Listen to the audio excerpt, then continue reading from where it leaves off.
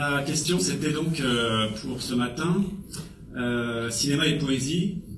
Et donc j'ai pris ça au sérieux, parce que c'est un sujet très sérieux au fond, et à travers Pasolini. Et donc je dois dire d'abord que c'est pas si facile. La question de la poésie est une question compliquée, je trouve.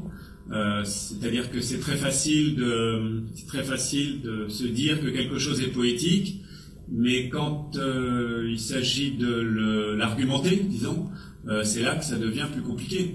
Et donc il y a ça devient très vite théorique aussi, et en même temps c'est quelque chose de complètement intuitif et sensitif. Donc il y a toujours les deux aspects, surtout dans la poésie moderne et dans la poésie contemporaine.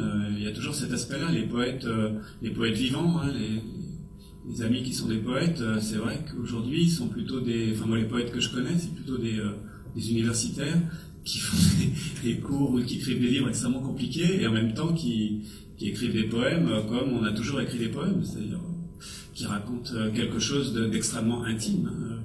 Donc c'est pas si facile. Je pense que ça n'a jamais été très facile de savoir ce que c'était qu'un poète ou ce que c'était que la poésie, mais encore plus à partir du moment où on est passé, disons après Baudelaire, quoi, à partir du moment où on est passé dans la modernité et où on n'a plus, pour se rassurer, des formes fixes, hein, parce qu'après tout va bien tant qu'on a la distinction.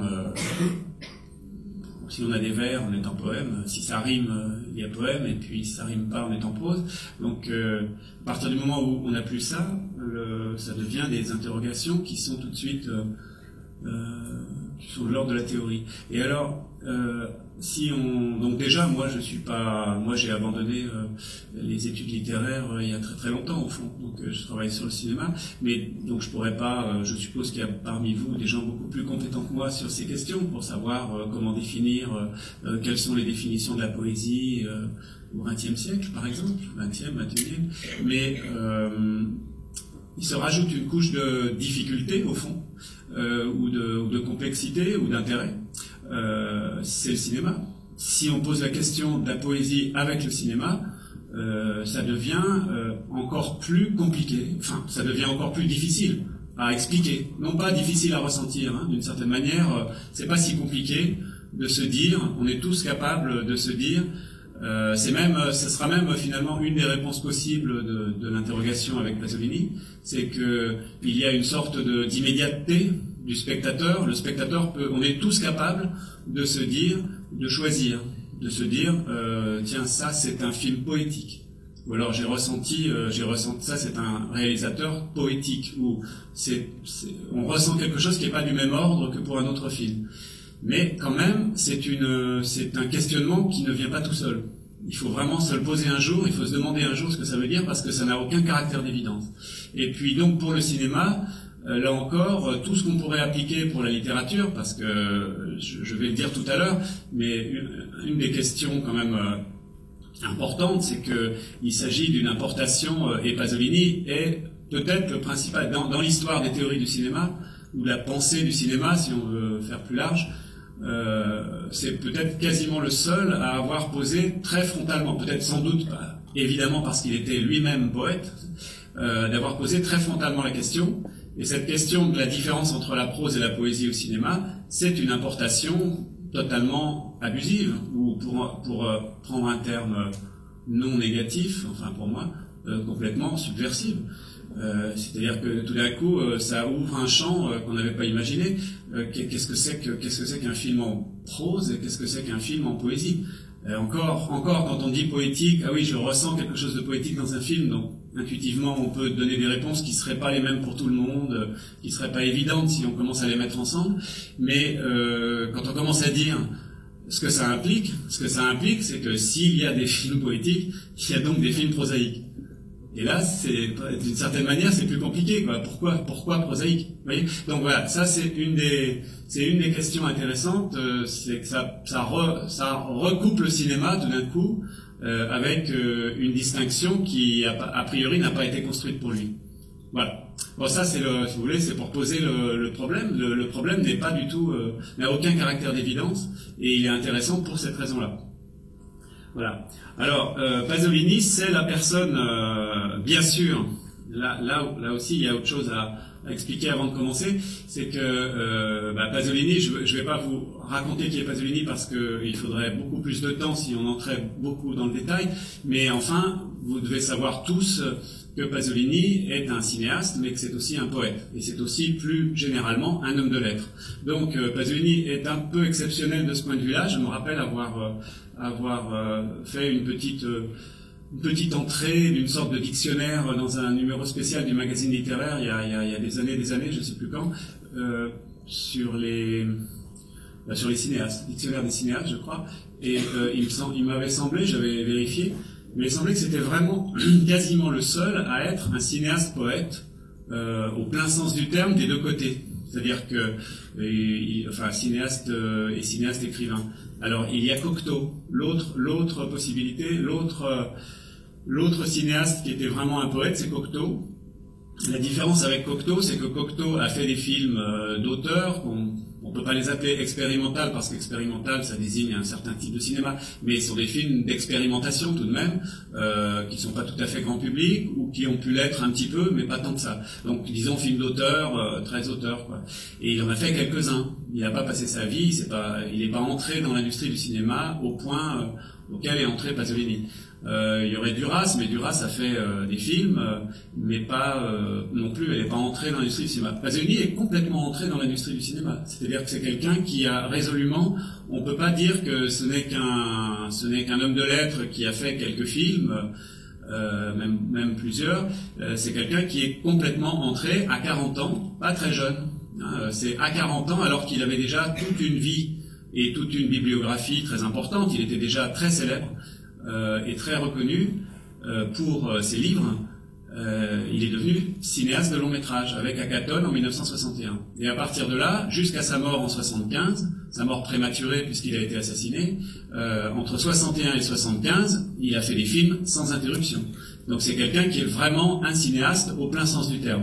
Alors, évidemment, si on travaille avec des mythologies, on peut se dire c'est bizarre, enfin c'est un homme de lettres qui tombe dans le cinéma. En réalité, il n'est jamais tombé dans le cinéma, il a toujours voulu faire du cinéma. Donc on sait aujourd'hui que même quand il avait 15 ans, il a écrit un scénario pour un concours des jeunesses fascistes, puisqu'il est né en 1922, il a été forcément fasciste au sens historique du terme. Il a porté tous les uniformes depuis le Balila jusqu'aux avant-gardistes, les jeunesses estudiantines. Puis il est devenu antifasciste quand il a eu l'âge de comprendre les choses, sans entrer lui-même en résistance, puisque c'est son frère qui est parti dans le maquis et qui a été tué dans le maquis, tandis que lui s'est mis dans une résistance intellectuelle en quelque sorte. Et ensuite, il est devenu un antifasciste profond, jusque même quand il n'y avait plus de fascisme historique. Ça a été celui qui a défendu l'idée qu'il y avait non pas seulement des néo-fascistes, c'est-à-dire des gens qui voulaient faire revenir un parti qui serait identique à celui de Mussolini, mais aussi un nouveau fascisme. Il a fait une différence entre néo-fascisme et nouveau fascisme qui serait finalement quelque chose de une vague profonde qui ne quitte pas la société alors italienne pour lui, qui ne quitte pas la société européenne peut-être, qui ne quitte pas la société française peut-être. Enfin, moi je ressens ça aujourd'hui assez fortement. Donc il y a des vagues de fond qui sont dans l'organisation sociale elle-même du néo-capitalisme, comme parlait Pasolini, qu'il appelle le nouveau fascisme et qu'il essaye de combattre comme on pouvait combattre le fascisme au temps du fascisme, disons, militarisé. Voilà. Donc c'est quelqu'un qui a toute sa vie, par ailleurs c'est un poète au sens complet du terme et même au sens plus que complet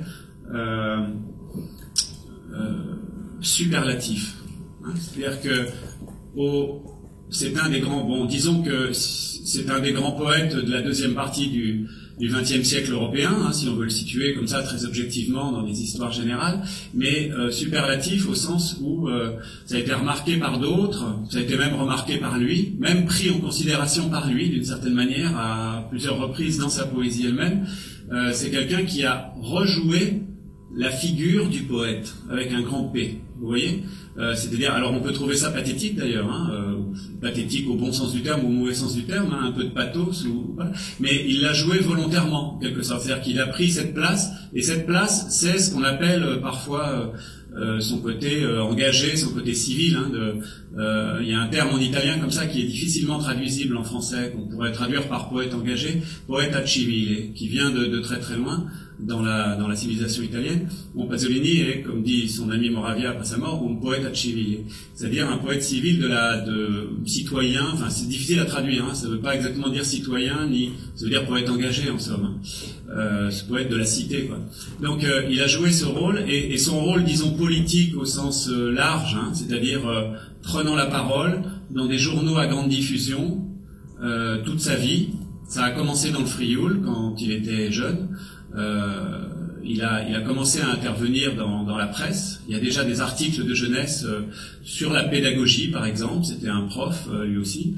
Il a écrit des articles de théorie de la pédagogie dans sa jeunesse. Il a écrit des choses sur ce que c'est que la patrie, mais pas la petite patrie, justement, ce que c'est que être d'une nation ou être d'une région, puisque il y a le problème du frioulan. Il a recréé, il a en quelque sorte presque inventé la langue frioulane au sens écrit, puisqu'il y avait une tradition orale, mais il a créé une académie de langue frioulane qui a cherché à fabriquer une sorte de littérature qui n'existait pas, donc de créer de toutes pièces une forme de littérature avec des élèves, avec des poètes, etc. Donc il y a cette volonté et cette réalité de poète au sens général, donc qui prend parti et qui parle de tout, sur les mœurs. Alors ce qui est beaucoup plus connu de nous, c'est les années 70, entre 70 et 75, parce que là il a écrit dans des très grands journaux. Il était beaucoup plus internationalement célèbre par ses films. Il a fait des films de plus grosse diffusion, de plus grosse production à partir de 71. Les Contes de Canterbury, le Décaméron, les Contes de Canterbury, les Mille et une nuits, c'est 3 films qui sont... Le Décaméron, par exemple, c'est la plus grosse production en chiffres, le plus gros budget du cinéma italien de cette année-là, de 71.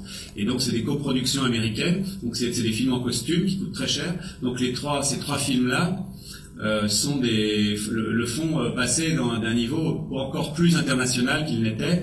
Puis le 4e film des années 70, les 5 ans qu'il a vécu dans les années 70, c'est Salo ou les 120 journées de Sodome d'après Sade, et qui parle aussi de la République nazi-fasciste de Salo de la fin 1944, de façon complètement fantasmagorique, en le raccordant de façon absurde mais volontairement absurde, avec les 120 journées de Sodome, qui est le livre inachevé de Sade.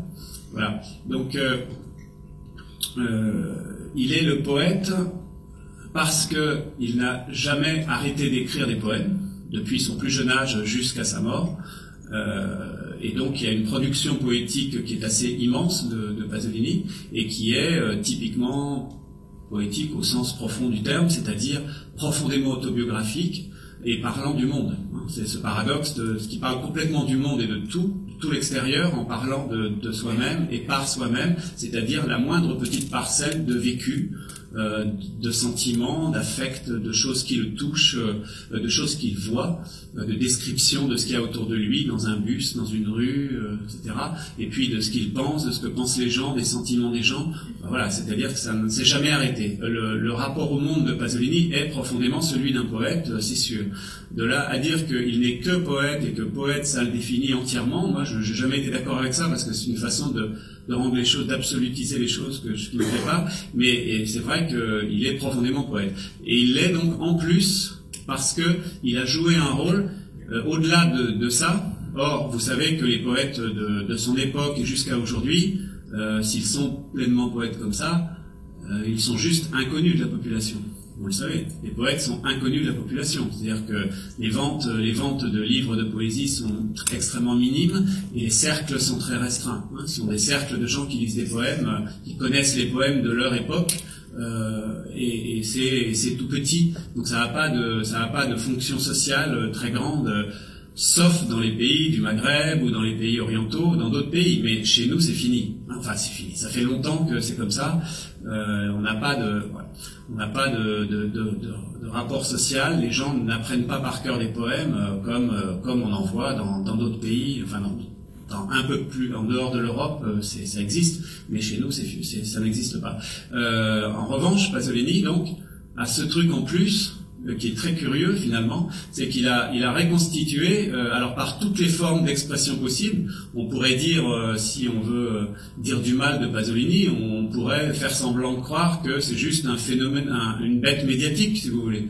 C'est-à-dire quelqu'un qui va se mettre en avant et qui va intervenir dans les journaux, etc. Sauf que la différence, c'est que là où il est resté pur, d'une certaine manière, ou dans une sorte d'éthique, c'est que moi je définis Pasolini comme un intellectuel, le dernier intellectuel d'avant la télévision, si vous voulez, d'avant Michel Onfray, quoi. Vous voyez, c'est le contraire. C'est avant le catapultage médiatique de quand on dit n'importe quoi et que ça marche de plus en plus on en rajoute, plus on provoque, plus ça marche.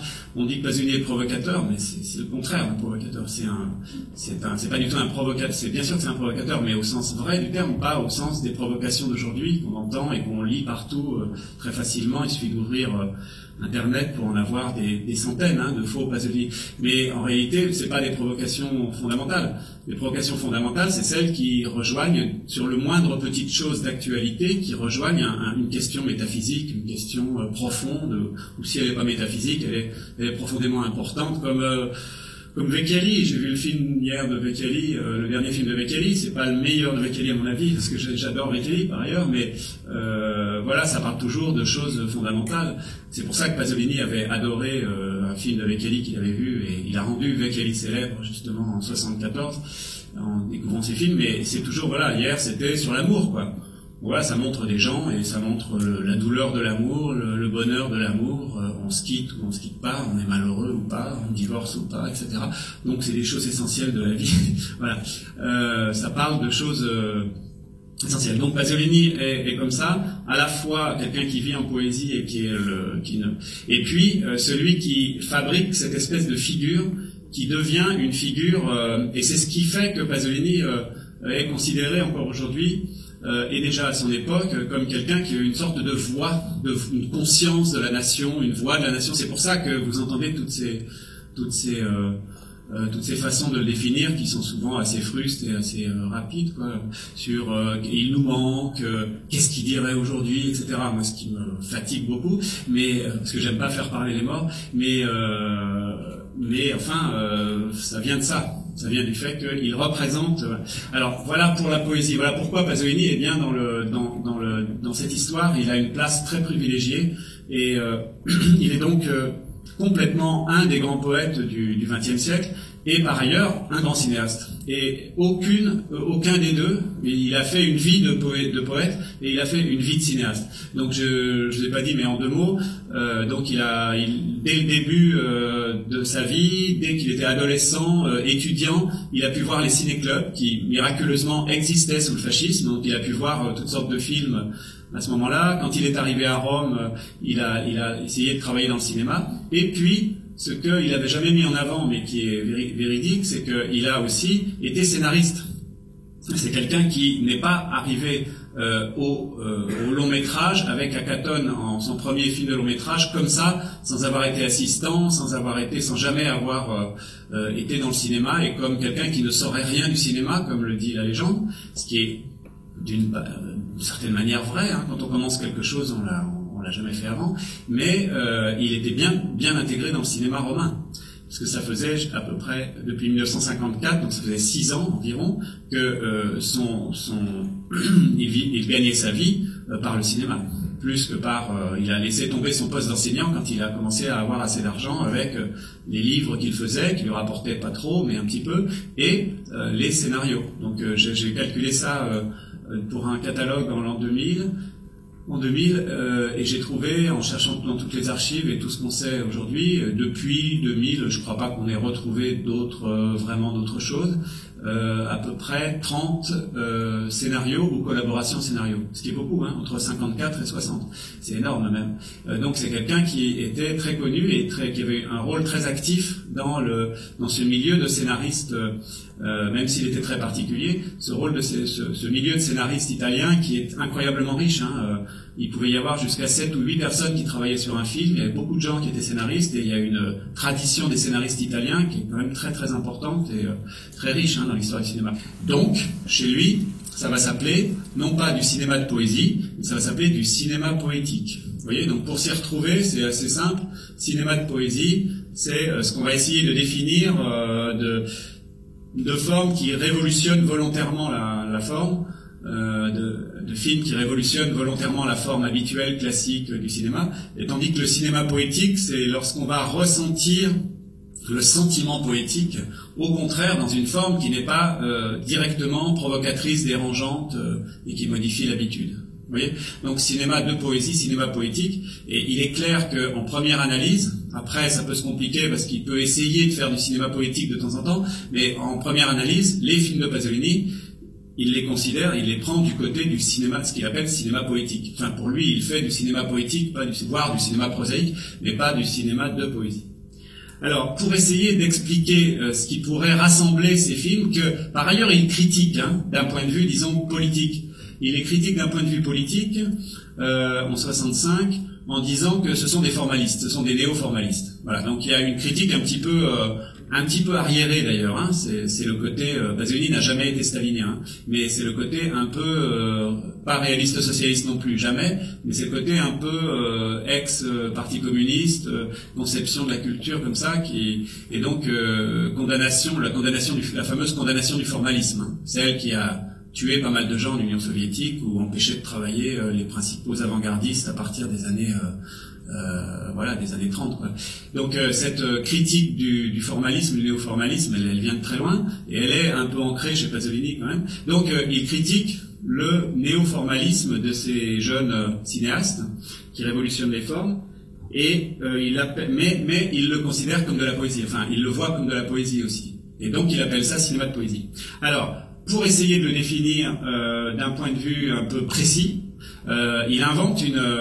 il se sert de ce qu'il connaît bien, c'est-à-dire la stylistique au fond, parce que c'est plus une question de stylistique vraiment que de linguistique ou de grammaire.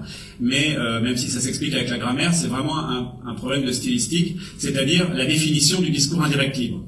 Donc très rapidement, je vais le reprendre, je vous le réexplique par l'intermédiaire de vous avez une explication quasiment pédagogique faite par un philosophe qui pourtant parfois n'est pas facile à lire, c'est Gilles Deleuze.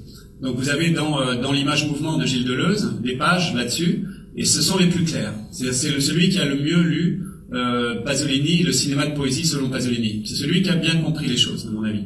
Mais enfin, il a compris pas mal de choses, Deleuze. Il est assez... on dirait pas comme ça semble très compliqué, mais à certains moments c'est extrêmement pédagogique et il a compris des choses beaucoup plus profondément que d'autres. Donc pour Pasolini, là en l'occurrence, il réinvente par exemple une étape dont Pasolini ne parle pas, qui est tout à fait nécessaire. Donc voilà comment c'est résumé. Pasolini part de cette idée très ancienne, et aujourd'hui démodée chez les spécialistes de la théorie du cinéma, mais qu'on appelait caméra subjective. Mais au moins tout le monde sait ce que c'est. Et caméra subjective, c'est-à-dire lorsque la caméra bouge et on a l'impression que c'est quelqu'un qui est en train de regarder. Donc il y a des éléments, disons des traces énonciatives, on dirait aujourd'hui des traces énonciatives qui sont assez fortes pour qu'on comprenne que quelqu'un est en train de regarder. Donc, alors évidemment, le terme aujourd'hui est condamné par les théoriciens, mais il parle de, disons, aujourd'hui on dirait des traces, quand il y a des traces d'énonciation dans l'image, la caméra subjective. Pasolini dit, alors prenons par hypothèse, faisons l'hypothèse que c'est la même chose que c'est l'équivalent du discours direct. Donc le discours direct, d'accord, c'est deux points, ouvrez les guillemets. Donc la phrase « Le roi dit, deux points, ouvrez les guillemets, j'ai failli attendre ». Fermez les guillemets, d'accord ? Le roi dit « J'ai failli attendre », discours direct. Donc ça, ce serait l'équivalent d'une énonciation marquée de la caméra subjective. Deuxièmement, étape que reconstitue Deleuze, parce que Pasolini la saute complètement, et donc on comprend rien en général, mais Deleuze permet de bien tout comprendre en disant il y a une deuxième, la rhétorique du montage. Le montage convenu, le montage habituels. Par exemple, tout ce qui a été fabriqué autour de, disons, du cinéma classique hollywoodien, le raccord voyant-vu, et même avant, le raccord voyant-vu, le champ contre champ, d'accord, quelqu'un qui est en train de regarder vers la droite du cadre, suivi d'un paysage, donc on a compris qu'il est en train de regarder le paysage. Raccord voyant-vu, ou bien champ contre champ, vous savez ce que c'est, hein, il faut l'obliquité, que les deux obliquités soient faites correctement, et on a l'impression que deux personnes sont en train de se parler face à face, alors qu'on a successivement pris des personnes. Donc ces conventions habituelles de la rhétorique du montage, disons classique, convenue, alors ce serait le discours indirect. D'accord ? C'est-à-dire le discours rapporté, pris dans les formes linguistiques du narrateur qui livre le récit. D'accord ? Donc ça donne, vous savez, en français, c'est avec le que. Hein, le roi dit qu'il avait failli attendre. Le roi dit qu'il avait failli attendre. Discours indirect. Donc le roi dit deux points, on rapporte le discours, discours direct. Et puis le roi dit qu'il avait failli attendre. Vous savez, quand on fait des cours de français, on fait faire l'exercice, il faut changer les temps à l'école. Hein. Le roi dit qu'il a failli attendre, le roi disait qu'il avait failli attendre, il faut changer tous les temps qui vont ensemble. Okay, donc ça, c'est le discours direct. Et puis enfin, Pasolini, là, fait une sorte de bond, et il dit, alors maintenant, qu'est-ce que serait le discours indirect libre ? Et le discours indirect libre, donc, qui a été théorisé notamment par Bakhtin et d'autres, et qui a été théorisé sur certaines phrases de Dante, et de quelques autres. Alors, dans la succession, ça donnerait « le roi avait failli attendre ». D'accord ? Ça, c'est du discours indirect libre. Vous vous souvenez, si vous avez, à moins que vous ayez fait le cours récemment, ça vous est très clair, ou sinon, il faut se le remettre en mémoire. Le roi avait failli attendre, c'est-à-dire, c'est bien le narrateur hein, qui rapporte le récit, qui parle, mais il parle avec un certain style. Le roi avait failli attendre, et ce style, ou ce qu'il évoque, c'est à travers, alors qu'il n'y a pas de point, il n'y a pas de queue, il n'y a rien qui nous dit que c'est un discours rapporté d'un personnage, il n'empêche que celui qui raconte le récit, le narrateur, parle avec un certain style, et ce style est assez marqué pour qu'on comprenne qu'il parle comme un de ses personnages. En gros. D'accord ? Discours indirect libre, une façon ou style indirect libre. Eh bien, Pasolini dit, je vais en dire un peu plus, hein, parce que tout ça va très vite, bien sûr, mais je vais en dire un tout petit peu plus. Pasolini dit, alors ça, j'appelle ça la caméra subjective indirect libre. Voilà. Alors, pour ce dernier point, Deleuze dit les choses assez bien. Dans le roman comme au cinéma, Deleuze dit, voilà, ce qui est en jeu dans le discours indirect libre, c'est, je cite Deleuze, la contamination stylistique.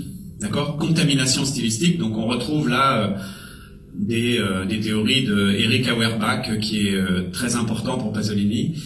Contamination stylistique, c'est-à-dire que ce qui intéresse Pasolini en fait, c'est qu'il y ait un narrateur qui raconte toute l'histoire. Et celui qui raconte l'histoire est censé être un écrivain et parler une langue soutenue. Et puis tout d'un coup, il se met à parler une langue basse. Et quand le narrateur se met à parler une langue basse, tout d'un coup, on comprend qu'il parle comme son personnage. D'accord ? Et qu'il y a donc une contamination entre un langage haut qui serait celui de l'écrivain qui serait le narrateur aussi, et donc qui prendrait la parole à travers le narrateur, et le personnage qui se mettra à parler. Donc il y aurait contamination, et ce qui intéresse Pasolini, c'est la contamination entre le haut et le bas, entre les différents niveaux de langage. C'est ça qui l'intéresse, parce qu'il y a là une relation politique importante pour lui. Donc, contamination stylistique, ou, dit encore Deleuze, un agencement d'énonciation. Un sujet parle, dit je, et un autre le met en scène et l'assiste. Deleuze dit encore un système hétérogène, loin de l'équilibre, une corrélation entre deux procès dissymétriques agissant dans la langue, ou encore une oscillation de la personne entre deux points de vue sur elle-même. Voilà. Et alors, que fait Pasolini ? Eh bien, voilà, il est arrivé à son explication. La caméra subjective indirect libre donne prétexte au cinéma de poésie. Alors, Deleuze dit encore, concernant le cinéma, plus précisément, c'est une corrélation entre une image-perception et une conscience caméra qui la transforme. Ou encore, c'est comme une réflexion de l'image dans une conscience de soi caméra. Alors c'est peut-être un peu compliqué ou abstrait, mais néanmoins, ces mots-là sont très utiles pour comprendre de quoi ils retournent. Alors, deux choses sur ce point. Donc Pasolini dit à ce moment-là, si on considère ça, on comprend comment se fabrique ce cinéma néo-formaliste, comment se fabrique comment fonctionnent les premiers films d'Antonioni, comment fonctionnent les films de Straub, comment fonctionnent les films de Rochat. Il y a une sorte de justification, un prétexte pour faire du formalisme. C'est-à-dire que le formalisme de la couleur, des plans qui ne sont pas montés comme d'habitude, etc. Il y a un prétexte, c'est que c'est comme si un des personnages parlait. Donc il donne l'exemple du désert rouge, je crois, en disant il y a des visions qui pourraient être complètement formalistes et donc on devrait rejeter, enfin sous-entendu qu'on devrait rejeter comme formalisme gratuit. Et en réalité, elles fonctionnent très bien dans le film parce que elles sont censées être la vision d'une femme névrosée. Voilà. Donc en gros, il y a, on reste, et c'est ça qui intéresse Pasolini d'ailleurs, c'est qu'on n'est pas dans une forme expérimentale qui nie complètement toute narration, par exemple. Donc on reste dans une forme narrative, dans une forme qui peut être perçue par le spectateur comme une histoire, mais on entre dans un formalisme complet qui devrait faire sauter toute possibilité d'histoire, mais qui reste quand même parce qu'il y a ce prétexte. Donc il dit voilà, pour arriver à comprendre ça, il faut comprendre que c'est comme du discours indirect libre, ouais, mais appliqué au cinéma. Ce qui est très compliqué, hein, ce qui d'un point de vue théorique, ça pose des questions quand même un peu insolubles. Alors première remarque, méfiez-vous, c'est une proposition faussement technique. Hein, on peut essayer de toutes les façons de prouver ça par l'analyse de film, ça marchera pas. Il n'est pas possible de prouver ça par l'analyse de film. C'est bête, mais c'est comme ça. C'est-à-dire que ça semble très précis, puisque ça part de cette idée de les traces d'énonciation. Par exemple, quelqu'un vu à travers des jumelles, on fait un pochoir noir, donc on a l'impression que quelqu'un est en train de regarder à la jumelle. Donc ça, c'est du discours direct. Puis ensuite, il y a le discours indirect classique.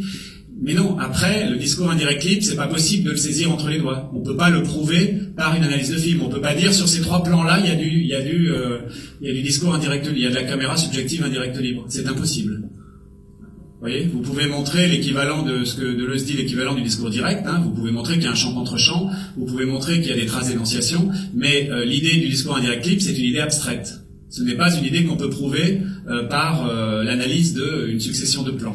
Alors Pasolini, qui l'a bien retenu, continue sa façon de faire, c'est-à-dire je vais importer les choses qu'on m'explique pour la littérature et je vais les poser dans le cinéma et on va voir ce que ça va donner. Donc, il explique la langue technique de la poésie, donc la mode des nouveaux cinémas, c'est lorsqu'on sent la caméra.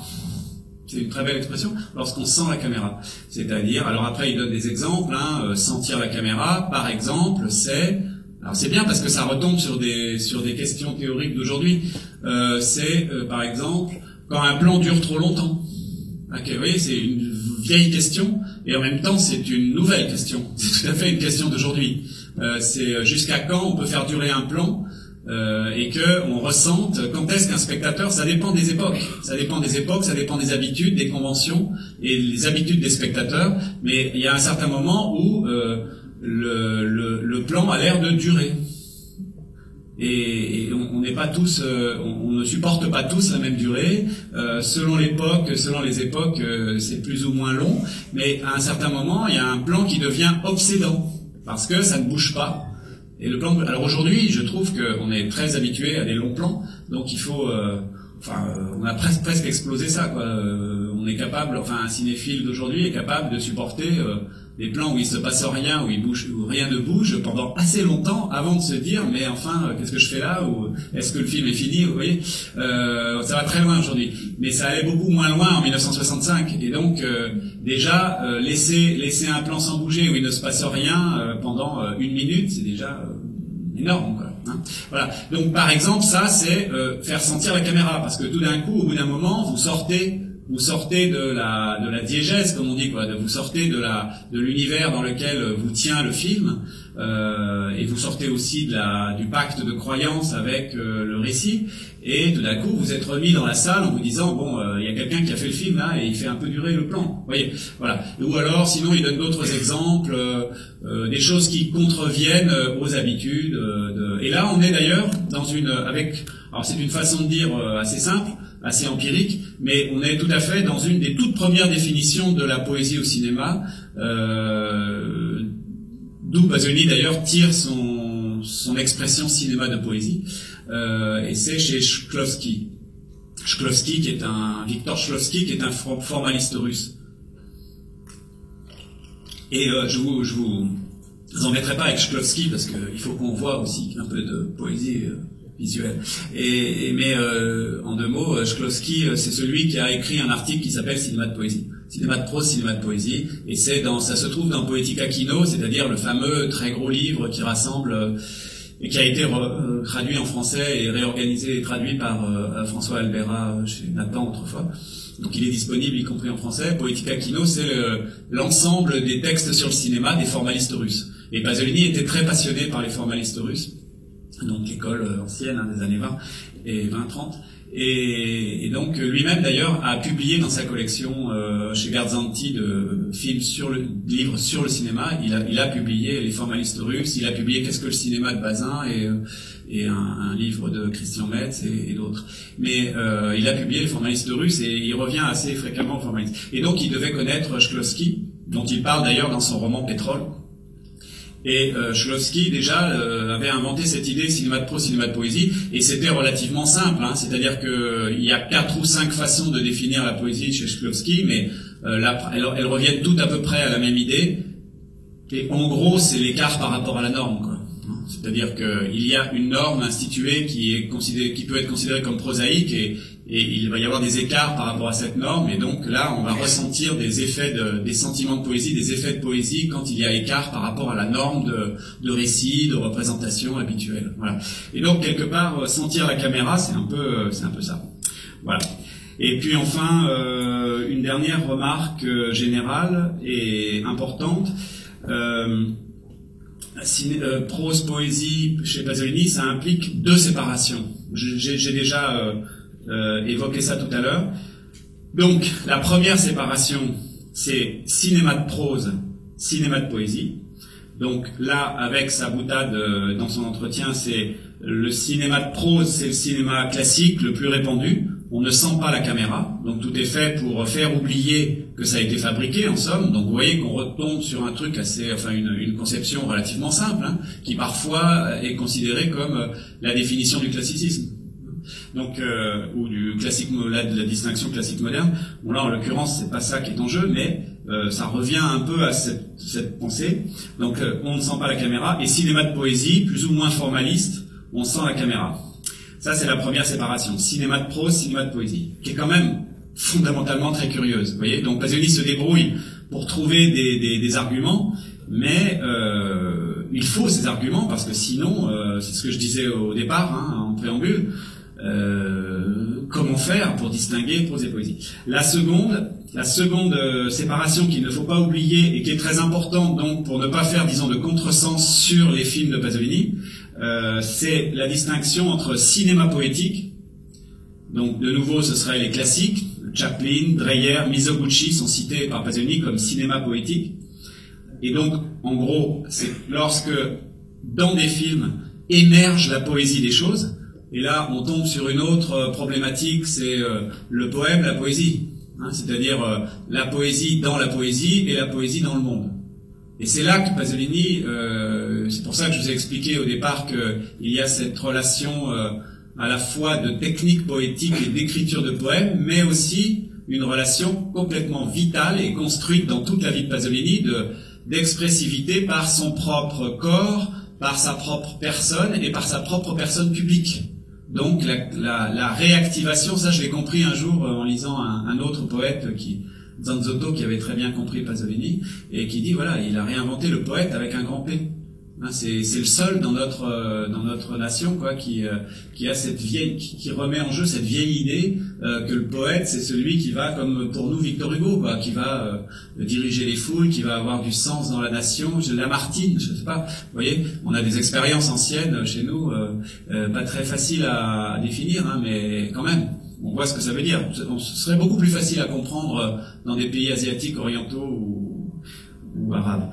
Mais en Europe, c'est plus difficile, c'est beaucoup plus vieux chez nous comme idée.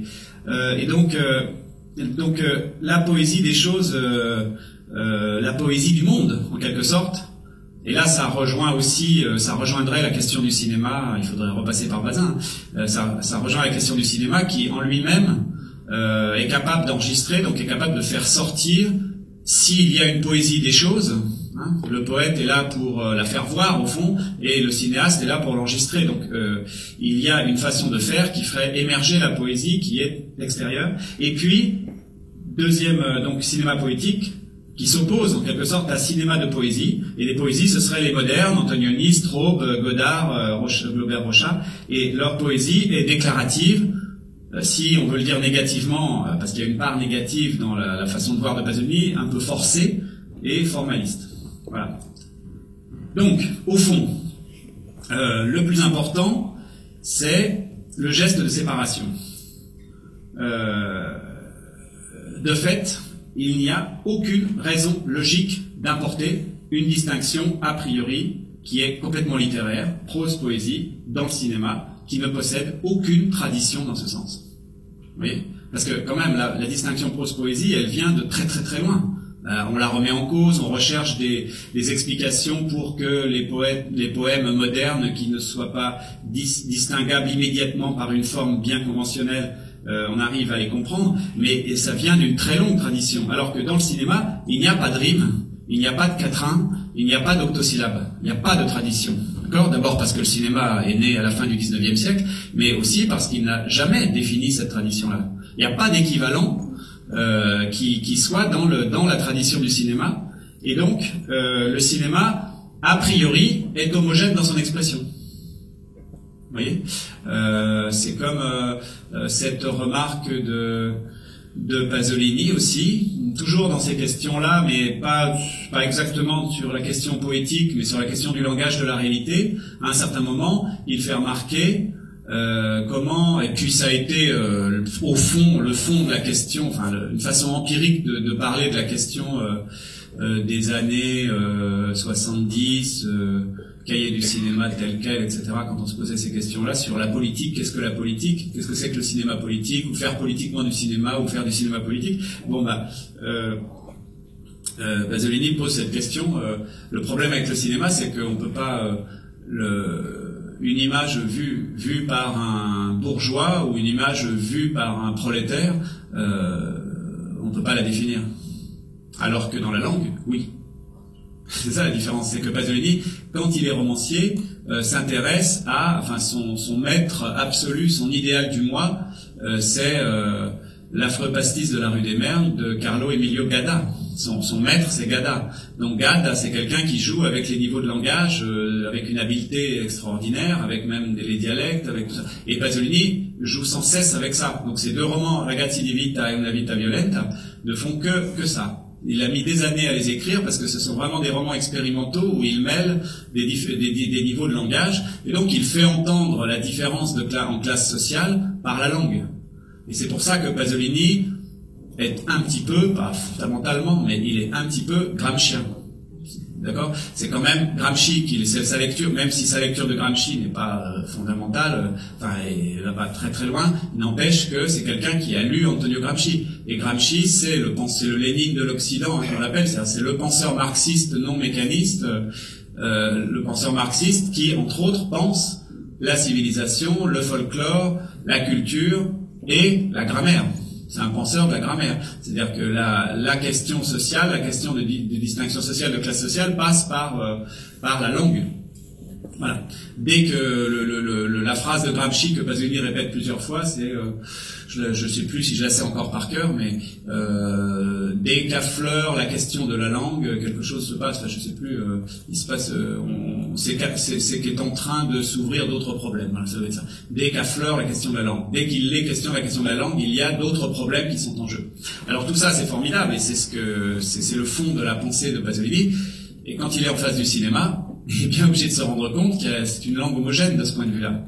Il n'y a pas de grammaire de tournage des pauvres et de grammaire de tournage des riches. Mais ça pose des questions, ça pose une question très importante, et ça repose la question poétique. Bon, alors donc, tout ça, vous avez compris, c'est des considérations finalement théoriques et littéraires. Alors, Pasolini a posé la même question d'un point de vue beaucoup plus concret, il a été obligé de se la poser même 2 ans avant sa conférence de 65, en 63, puisqu'on lui a proposé de faire un film de montage qui s'appelle La Rabbia, en français La Rage.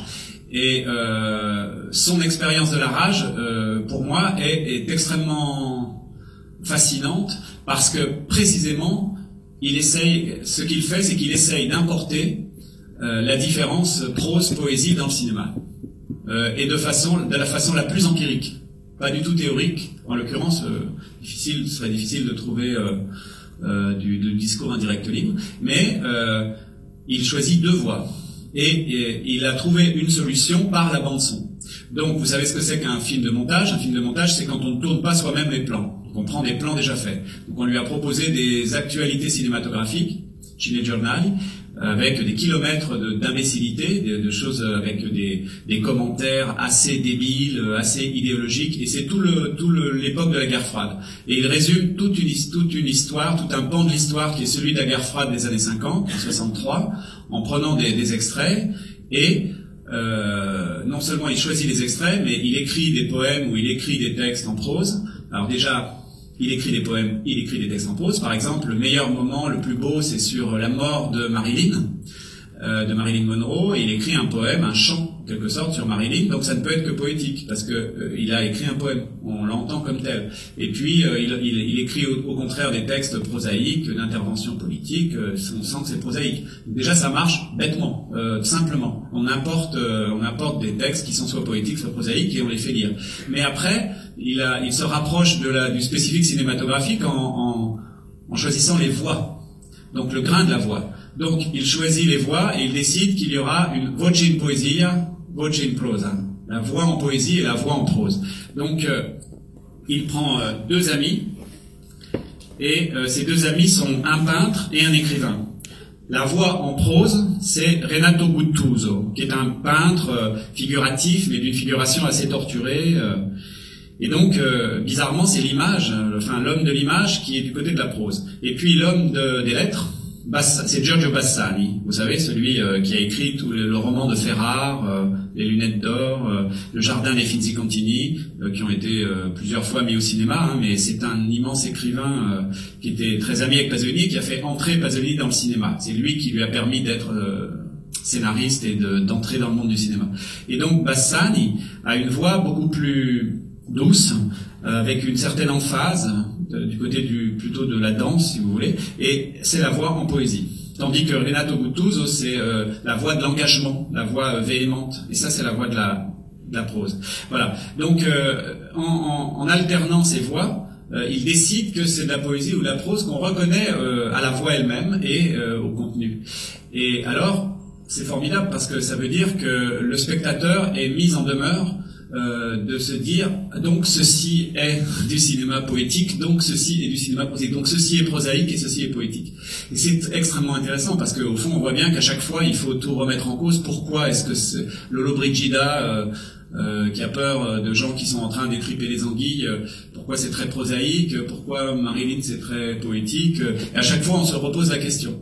Voilà. Donc c'est une façon assez empirique. On pourrait en voir au moins un petit extrait que j'aime bien de La Rage. Donc on va peut-être passer un premier extrait. Il y a un vers de Shakespeare que Pasolini sur lequel Pasolini a écrit un immense poème qui s'appelle Poésie sur un vers de Shakespeare.